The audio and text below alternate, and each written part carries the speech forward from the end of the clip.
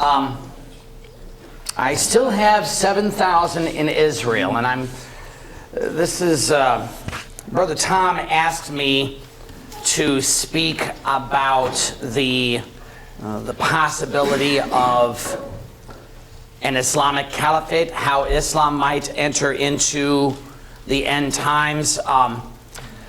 But I'm not going to focus so much on the caliphate itself. I'm looking to look more at worldview and trends, because I think that this verse, I see a few Christian organizations that emphasize this verse pretty strongly. 1 Chronicles 12:32, among the servants of David were men of the tribe of Issachar who understood the times and knew what Israel should do. And I think that one of the ways that we can understand the times is to understand worldviews and understand ideologies. Because once you figure out what a person's worldview is, it will be not surprising and not super difficult to understand why they do what they do. Nevertheless, though, I do want to speak a little bit on trends. Last year, I spoke about trends and how there were several trends that working together was going to serve to increase persecution of Christians and Jews in this country. So let's get started. I suppose the first thing to ask is, what exactly is a caliphate? That's kind of a word that I don't think that you probably don't use that word when you're talking to your friends around the water cooler at work. So Merriam-Webster Dictionary Online defines a caliphate as the office of a caliph or the land he rules over. So what is a caliph? Caliph is a successor of Muhammad and a spiritual head of Islam, used as a title. So effectively, a caliphate is a Muslim empire or kingdom of sorts. After the death of Muhammad, the religion of Islam was spread primarily by the sword, in stark contrast to the first few hundred years of Christianity.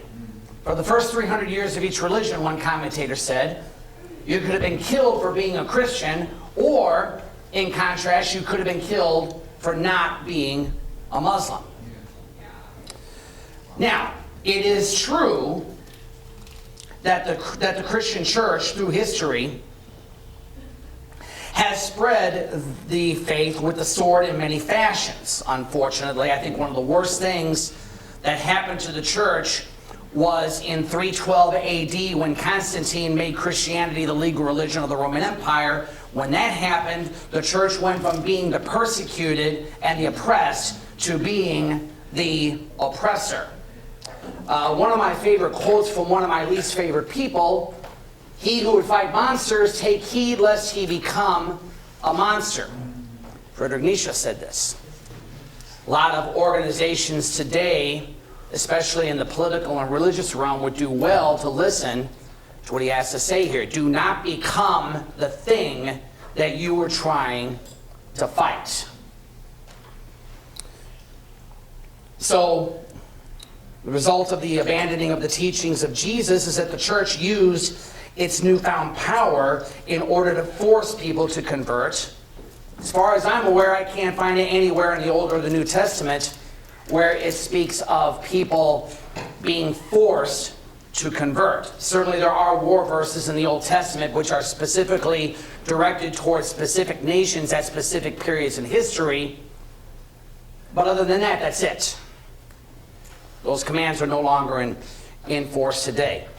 We might take a little more of a look at this later as we go down the contrast in the worldview between Islam and Christianity, the contrast in the worldview between Muhammad and Jesus. Now, what do you need in order for a Muslim empire or kingdom in order to form? And I just shut this off accidentally. I'd just like to try that again. The recipe is very simple. You need three things. You need a sufficient number of people who want a caliphate. You need to have the right worldview.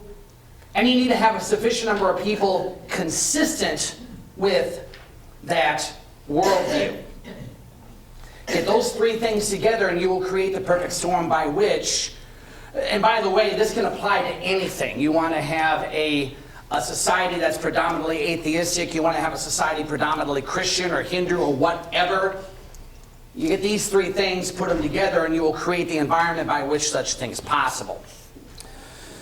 So first of all, a sufficient number of people who uphold Islam and an insufficient number of people who do not want it. As I said a little bit ago, last year I talked about trends coming together to form a possible tidal wave against true believers. The fifth one that I spoke of last year was the rise of the Ayatollahs and the rise of Islam, which its beginnings pretty much was with the overthrow of the Shah of Iran in 1979. When that happened, that's when Islam really made its resurgence onto the world scene after World War I. Now, it may be true that 1 plus God equals a majority. I think all of us in here have heard people say that, and I do agree with this, that 1 plus God does equal a majority. However, until God's vote is made known to the whole world, 100,000 votes for evil will always defeat 10,000 votes for righteousness. Some bald-headed realist came up with this statement. You can figure out for yourself who that was. That's life. That's the way that it is. God has not yet made his vote known, therefore, majority is going to rule. And whatever ideology or worldview is voted for by the majority is the one that's going to come about. Now, some of this I have written on the handout that you guys have in front of you. From a purely national standpoint, Muslim population, let's see here. Oops, I think I went one too far. Oh, I may have skipped one completely. That's okay. You can go ahead and look here. Actually, I remember I intentionally did not make a window for this one here because there's a lot here. If you want to look at your handout, birth rates. For one thing, remember what I said a moment ago. You need to have a sufficient number of people that buy into the worldview. So how are the trends in the world looking right now when it comes to birth rate in Muslim countries, birth rates in non-Muslim countries, and so on? We hear a lot about this, maybe not on the mainstream news, but in commentary shows and so on. You'll hear about how the Muslim population is growing in a lot of areas. Meanwhile, the number of people that are non-Muslim is either flatlined or has declined. Well, if you look at the handout that I have for you, the highest birth rates are in Muslim countries, but maybe not what we would consider to be traditional Muslim countries. And when I say traditional, I'm talking about Middle East and North Africa. A lot of nations that are seeing a high birth rate are happening in basically mid-African countries. Niger, for example, is number one with a rate of 7.15 children per woman. And they're 80% Muslim. You have Somalia at number 2 with a rate of 6.12 children born per woman, 99% Muslim as of 2010. Nigeria is at number 9. You could look down on this for yourself. Ivory Coast is at 17. The Sudan is at number 29 with a rate of 4.43 and an entirely Muslim population. And by the way, this is consistent with the verse, chapter 17, verse 31 and 34 of the Quran. By the way, if the Muslim community ever wanted to get involved in the pro-life, pro-abortion argument, this would be a fantastic verse for them to use to come down on the side of pro-life. It says in chapter 17, verse 31 and 34, "And do not kill your children for fear of poverty. We give them sustenance and yourselves too. Surely to kill them is a great wrong. And draw not near to the property of the orphan except in a goodly way, till he attains his maturity and fulfill the promise. Surely every promise shall be questioned about." Like I said, lowest birth rates do seem to be, when I was looking down this chart, you can find this information on worldpopulationreview.com. When I was looking at this information, lower birth rates do seem to be concentrated in European and other Western nations. Portugal, for example, out of the 200 nations that are rated there, ranked 198th with 1.24 children born per woman. You have Greece at 1.3, which ranks at 195. You have Spain at 1.39, which is 189th. Go down the list here. Canada's at 1.56. The United States, by the way, is at 1.89, which ranks at 135th out of 200 nations. A few that I want to go ahead and list for you here that are not on your sheet that kind of maybe buck the trend or reinforce. There are actually a few Muslim nations that are near the bottom of this list. Iran, for example, ranks 165th in the world with a rate of 1.62 children born per woman. That's kind of interesting. Not Afghanistan. Thailand, a very sizable Muslim population lives there. It is only 1.46, which is 184th. Kuwait rates at 128th with 1.97. With every rule, it seems like there are exceptions. Of course, I wonder if that rule has an exception, but anyway, I don't want to go down that route. Generally speaking, the trends do have exceptions. But some traditional Muslim nations are near at the top or near the top of the list. You have Saudi Arabia, for example, at 2.48. Afghanistan is at 4.41, which ranks 30th in the world. Iraq, I don't think I have any of these numbers written down. Iraq is at 4.27, Palestine at 3.91, which is 39th. Israel, by the way, I think I have this marked on your sheet, just in case you're interested to know. Israel ranks at 62 in the world, with a rate of 2.92 children born per, I almost said women born per children. I'm sorry, that's going to be a slip right there. If that happens, feel free to correct me.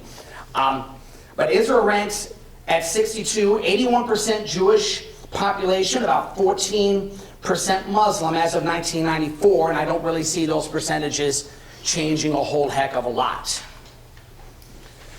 So,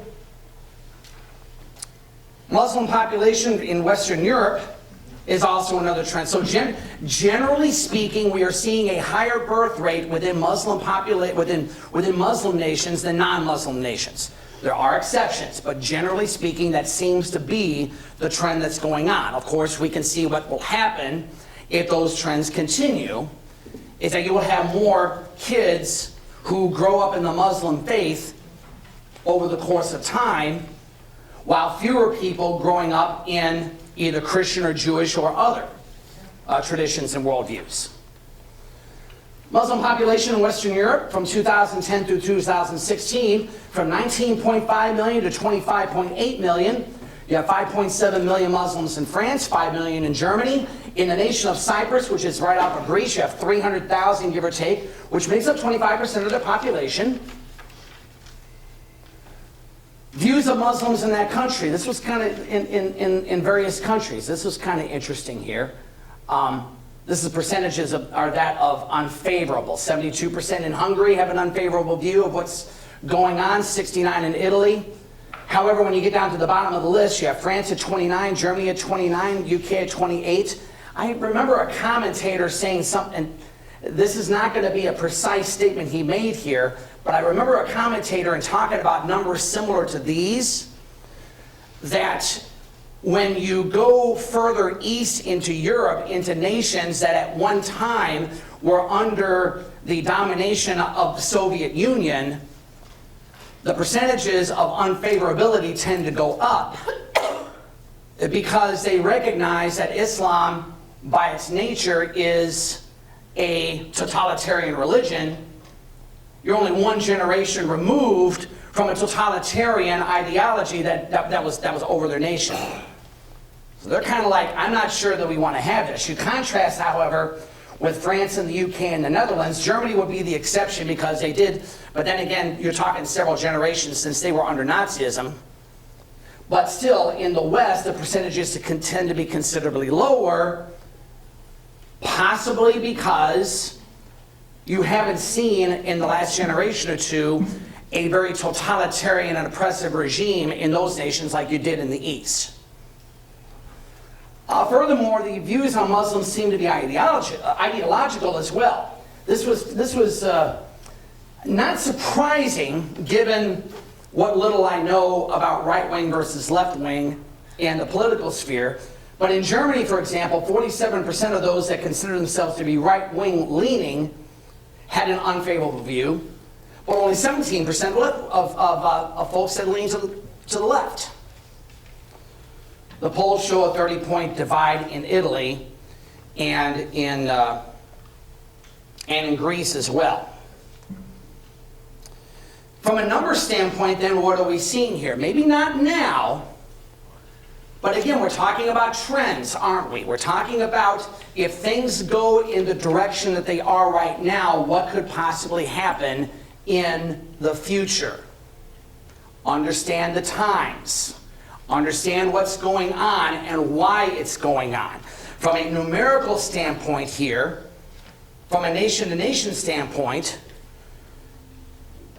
it is definitely possible for a Muslim caliphate to form.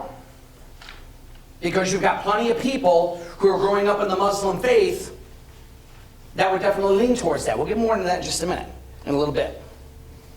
In fact, rumblings of a caliphate in the West are already happening from what little I've been able to keep track of the news and other outlets. It's there. It's there. It's kind of like a low rumbling of the earthquake. We'll see what happens in the next several years, whether things change or not. I don't know. Part two, you need to have the right worldview in order for people to hold on to. One of my favorite commentators, Mr. Ben Shapiro, in a video that he did that I'm going to reference later on, says the question isn't whether Islam itself is violent, it is what its believers believe. No disrespect, but I'm not convinced that's the case. I think, honestly, it should be the reverse of what he's saying right there because of what Jesus says. Make a tree fruit, and its fruit will be good. Make a tree bad, and its fruit will be bad, for a tree is recognized by its fruit.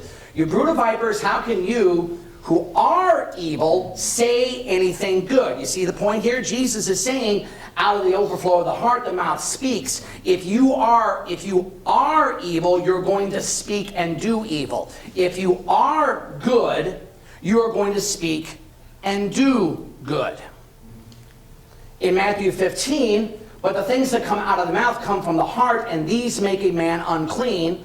For out of the heart comes evil thoughts, murder, adultery, sexual immorality, theft, false testimony, slander. From the person comes wicked deeds.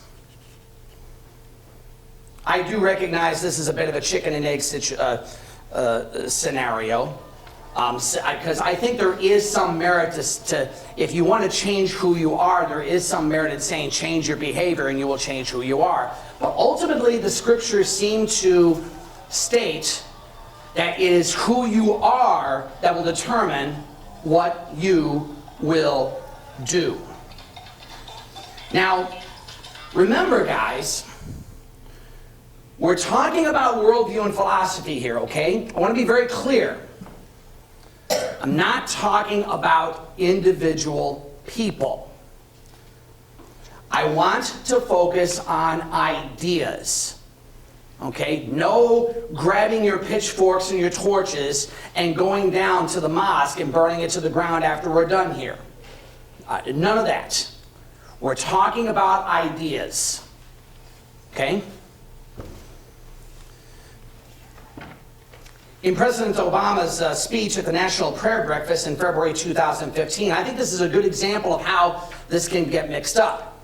He says here, unless we get on our high horse and think that it is unique to some other place, remember that during the Crusades and the Inquisition, people committed terrible deeds in the name of Christ. In our home country, slavery and Jim Crow all too often were justified in the name of Christ, so this is not unique to one group or one religion. And I agree with him, by the way.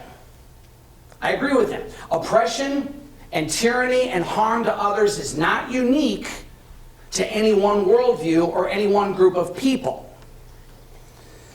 However, I don't know about you, but I tend to find that people will too often make the mistake of conflating and mixing the ideology with the people. So therefore, when you get people that go out and do evil things, like President Obama rightly says about people going out and doing evil in the name of Christ, they too often make the mistake of assuming that the worldview itself, therefore, must be evil. That's the mistake that I want us to avoid. Understand the worldview, understand the times.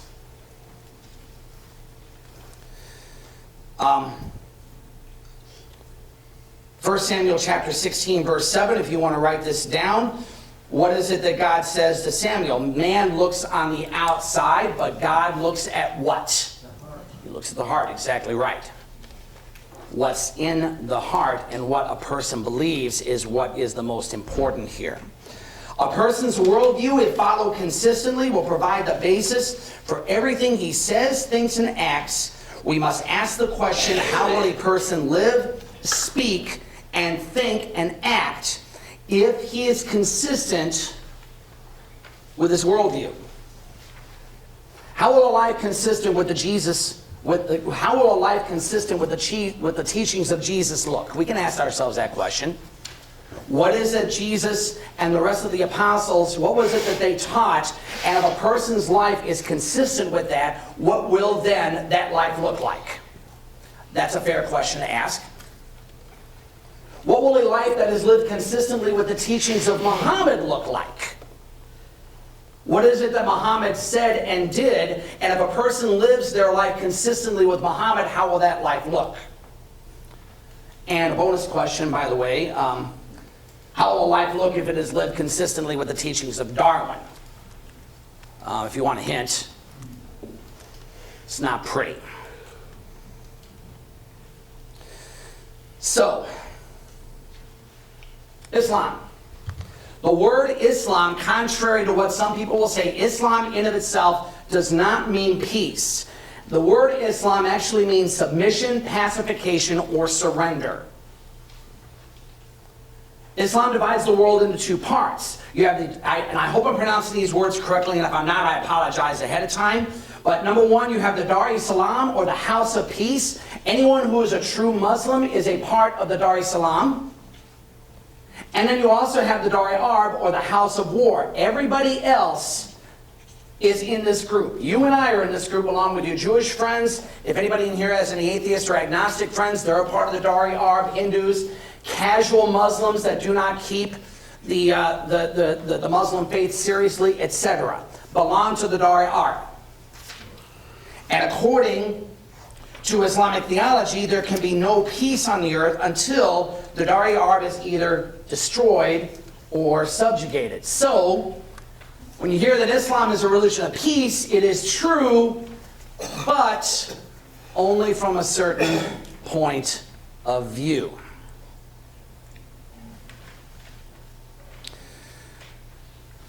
It's a fairly long quote here. I have it written down on your sheet, but I want to read it for you here. This is an article written by Dennis Prager, a Jewish commentator, back around 2002. Whenever the question of Islam and violence, specifically terror, is raised, we are repeatedly told that, quote, the vast majority of Muslims in the world are peaceful people, end quote, who never engage in terror. This is entirely accurate and entirely irrelevant. The vast majority of Germans living in the Nazi era were also peaceful. Very few ever so much as laid a hand on a Jew. So too, the vast majority of Russians never killed anyone, while 20 to 40 million of their fellow citizens were murdered by their communist regime under Stalin.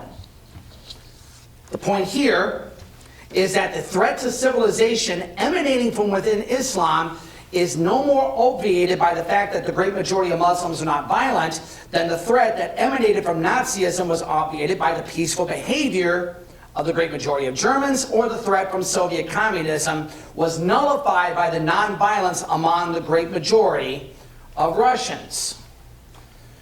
Germany was a threat to civilization because Nazis and their ideology took over German society, while the majority of Germans, the good Germans, either supported Nazi ideals or did nothing. Russia was a threat to civilization because communists took over the country, and the great majority of Russians either supported Papa Stalin or did nothing.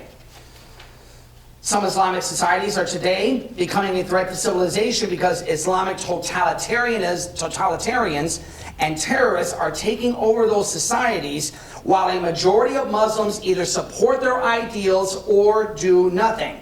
This is why it is meaningless at best and dishonest at worst to deny the threat to civilization coming from various Muslim countries by noting that most Muslims are not violent. He has a point, doesn't he?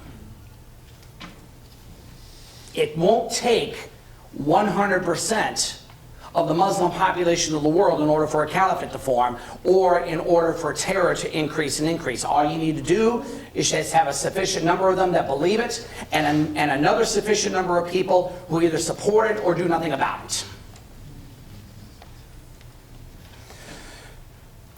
For those of you in here who would like a more in-depth study into Islam, I did make up a copy of a three-part series that actually, when I say three-part, it actually took me probably about 6 or 7 weeks to actually teach this, both here in McGinneytown and also in Beloit, Wisconsin. I do have some copies on the table. Ms. Barber can get you one afterwards. If it turns out that I run out, I only made about 5 or 6 because I don't expect very many in here to take one, and that's fine, by the way. But if we should happen to run out, let me know and I can get you a copy tomorrow at McGinneytown, no problem. But I do want to go over just a couple of things and show the contrast in the ideology between what Muhammad taught and what Jesus taught. Again, understand the worldview, understand the times. Jesus versus Muhammad. So, difference number one, and I think this is a big one. This one actually, I don't hear too many people talk about this one, but I think this is far bigger than a lot of people maybe give credit for. Submission versus arguing. Islam, as I said a moment ago, means submission. 2 verses in the Quran. The first one, chapter 2, verse 1. This book, there is no doubt in it, is a guide to those who guard against evil. Chapter 10, verse 37. And this Quran is not such as could be forged by those besides Allah, but is a verification of that which is before, and is a clear explanation of the book. There is no doubt in it from the Lord of the worlds. I want to ask everybody in here a question. If I came before you and I said, trust my words, there are no doubt in my words, what am I telling you not to do? Do not argue with me. Do not question me. My words are true. And you will listen. As a side note, I wonder if this is one of the reasons why you have so many terrorists who are blowing themselves up in the name of Allah, because Muslims are not allowed to question whether Allah would want his followers to do such a thing or not. Contrast that with Christianity and Judaism. The name Israel, you guys remember the account, I hope. It's okay if you don't, we'll learn it now.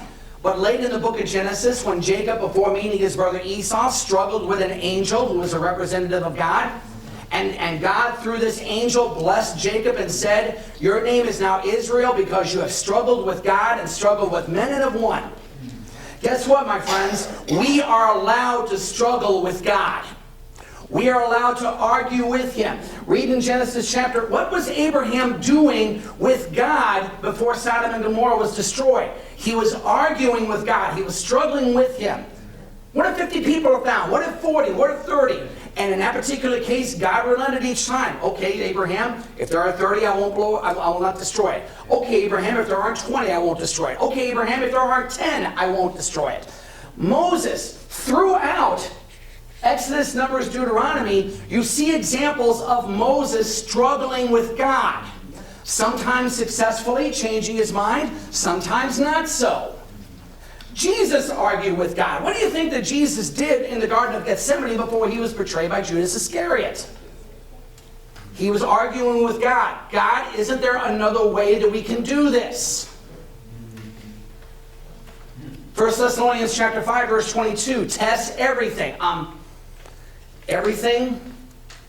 Test everything. Now, maybe I'm being a little too literal with my words, but everything means everything. Test and try everything, including Paul's own words. Test my words. Isaiah 1:15, come now, let us reason together. Oh, and one more question before we go on to the next point here. Look at chapter 10, verse 37 of the Quran here. It's a verification of that which is before and a clear explanation of the book. Well, wait a minute now. if that's the case, why does it say that you should not doubt it when the book that it verifies tells us to doubt it?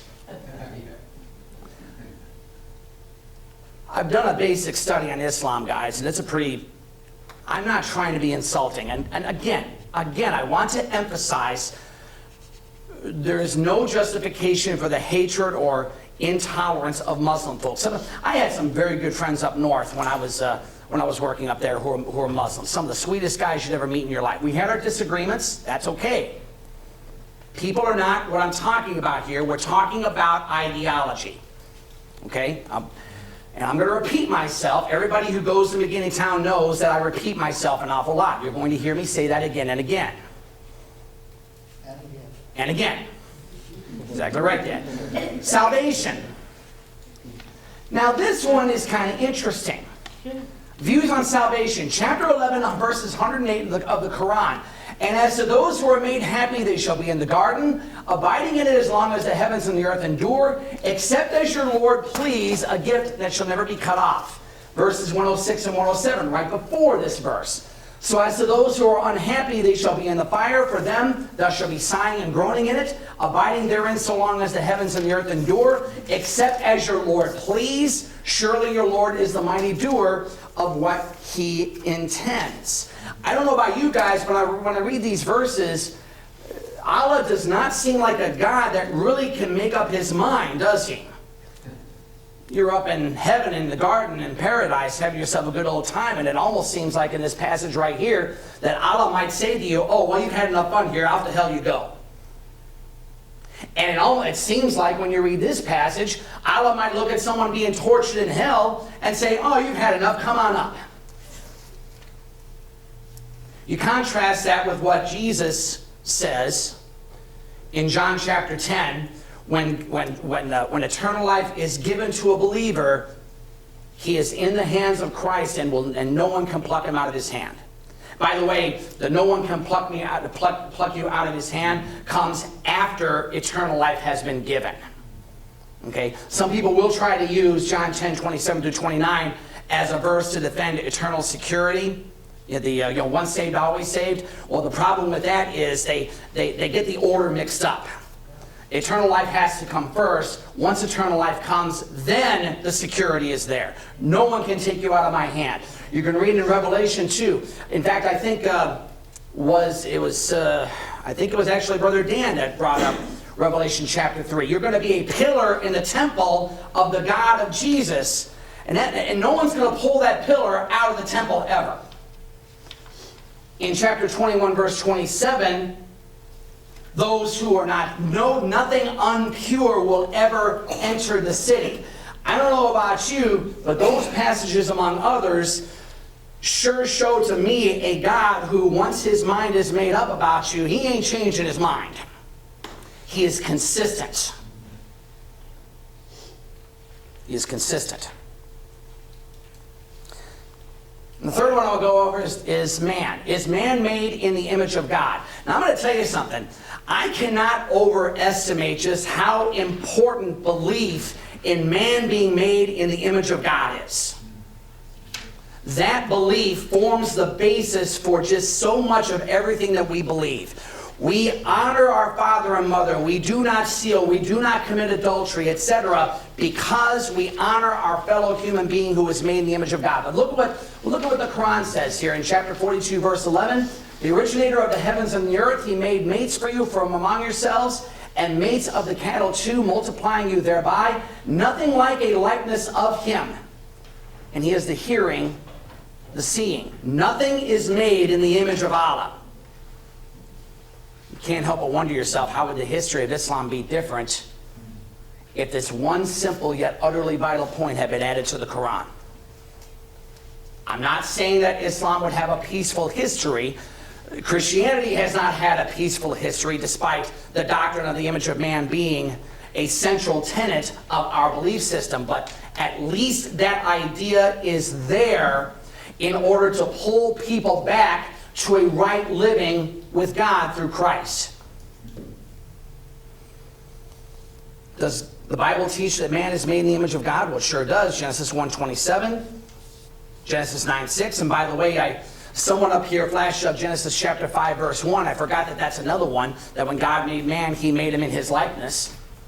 So it's actually 4 passages. James 3, chapter 3, verse 9. Understand the worldview. Understand the times. Understand the ideology. You understand why people act the way they do. No man can live above his worldview. When a person says something, do not automatically assume that they are a nut job or wacko or stupid. They are simply living according to their worldview. For example,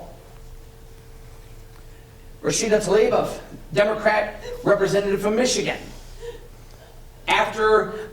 Now help me out here because my details may be slightly wrong here, but recently we had a vote in which we turned down the rights of individual states to be able to participate in BDS. BDS being boycott, divestment, and sanctions against Israel. When that happened, she tweeted this out. They, speaking about those who voted down BDS, or the option for BDS, forgot what country they represent. This is the U.S., where boycotting is a right and part of our historical fight for freedom and equality. I would slightly disagree with that, fight for freedom and liberty.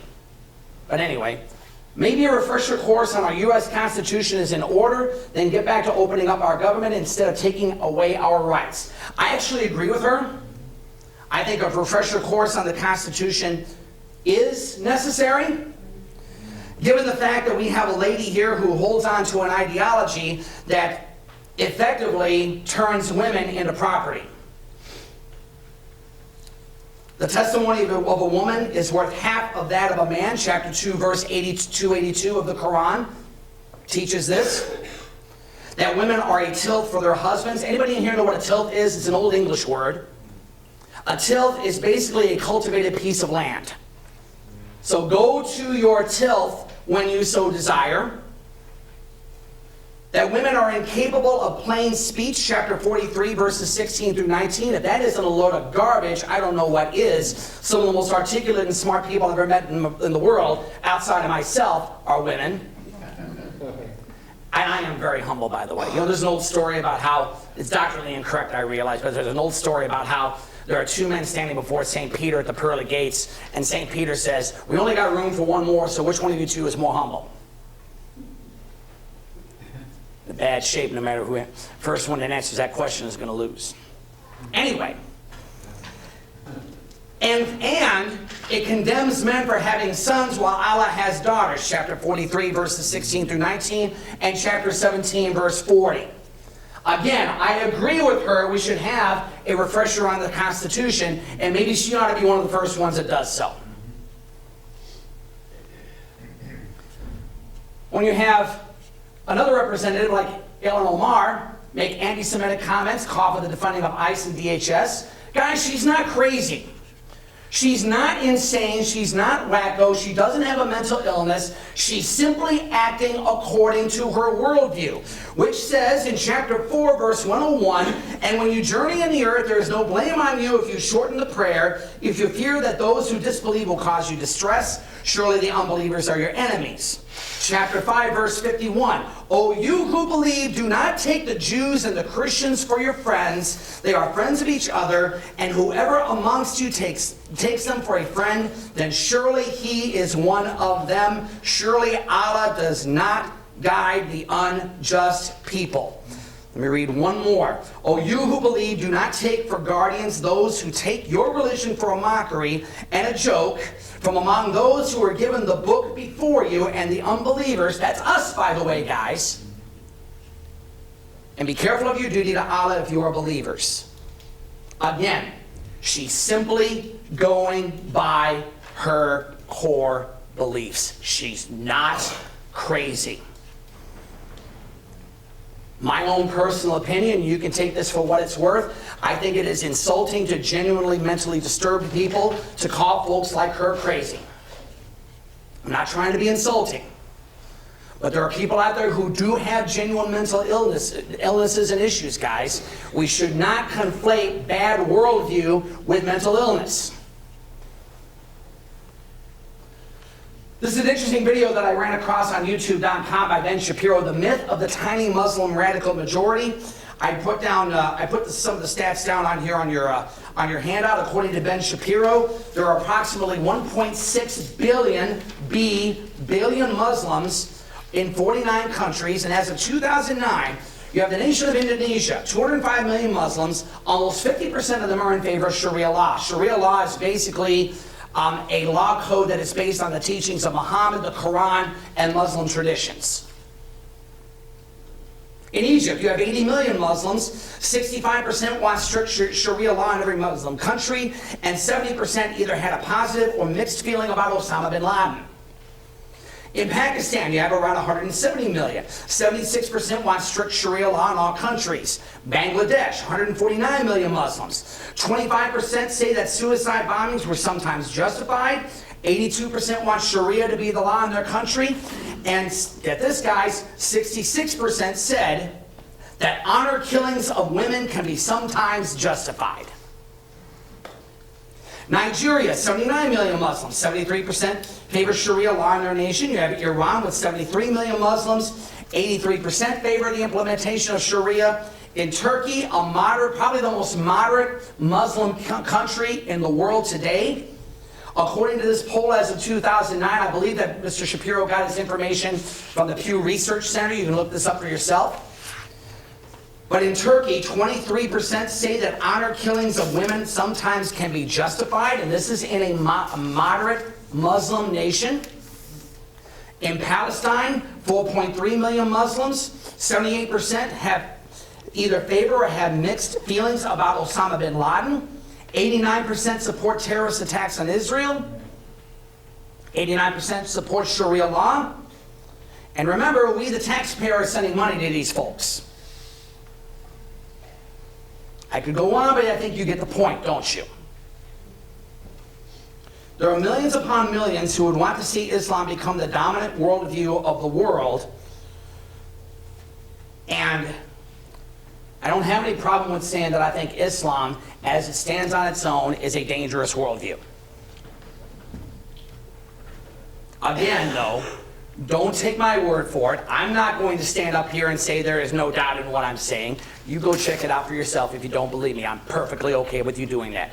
I've said this before, but one of the things that I so appreciate about the Church of God and the Abrahamic faith is that I have never heard a single preacher in our denomination or anybody else ever say, check in your brain at the door and you listen to what I have to say. Brother Wally, have you ever said that to anybody? No, I'm not going to use it tonight. Okay. Okay, well he was, now he's not. But seriously, we are encouraged to think it out for ourselves and to check it against Scripture if there's something that you hear is wrong. I appreciate that.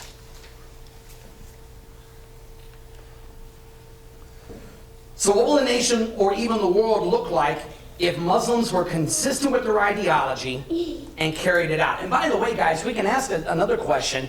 What would the world look like if more Christians were consistent with their ideology? It's something to think about. Whatever my words are worth here.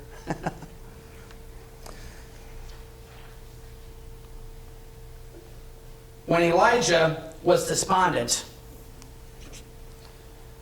he asked God to kill him. You know, God, I've had enough. Just kill me now. And by the way, this is another example right here of Elijah struggling with God, isn't it? You know what, God? There is nothing more that I can do.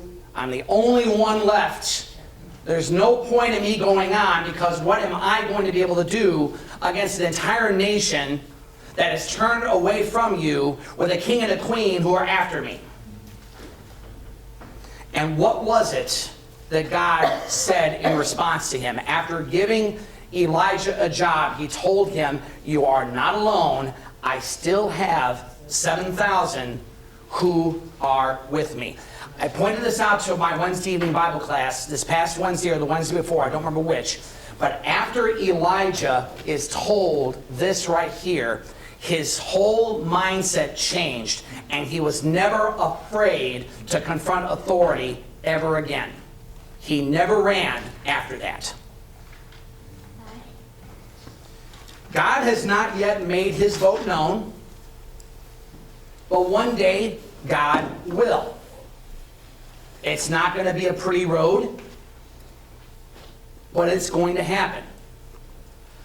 And so I'll just wrap up with the same verse that I wrapped up with last year. I told you these things that in me you may have peace.